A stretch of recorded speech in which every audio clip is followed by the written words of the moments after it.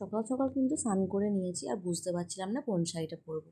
তো তোমার দাদাভাইকে জিজ্ঞেস করার তোমার দাদাভাই কিন্তু বলেছিল ইয়েলো কালারের শাড়িটা পরতে। আর সোনা বাবাটা ঘুমাচ্ছে এখানে।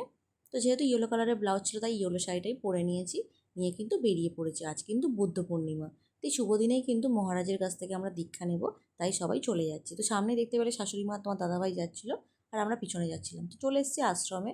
তো আশ্রমে আসতে না আসতেই দেখো তোমার দাদাভাইকে ধুতি পরিয়ে দিয়েছে আর আমাদেরকে কিন্তু তিলক কেটে দিচ্ছে।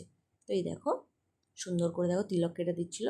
তো আমি একটু বসে বসে ভিডিও করলাম যখন আমার তিলক কাটছিল, দিয়ে কিন্তু একটু ছবি তুলে নিলাম। দেখো তিলক কাটার পর মুখটা কেমন লাগছে। আর তোমার দাদাভাই তো ওদিকে দেখো তিলক কেটে দিচ্ছে সুন্দর করে। তো ওখানে আমার ভাসুর আর তোমার দাদাভাই বসে তিলক কাটছে। তারপরে কিন্তু চলে এসেছিলাম মহারাজের কাছে, মানে প্রভু বাবার কাছ থেকে আমরা দীক্ষা নেব। তো একটা ঘরে চলে এসেছি, এই যে প্রভু বাবা, এনার কাছ থেকে দীক্ষা নিয়েছিলাম আমরা সবাই। সবাই মিলে বসে পড়েছি, আরও কিন্তু সবাই ছিল। তার মাঝে একটু ভিডিও করে নিলাম। নেওয়ার পরে কিন্তু এখানে অন্নভোগটা কিন্তু খেয়ে নিয়েছিলাম, মানে প্রসাদ খেয়ে নিয়েছিলাম।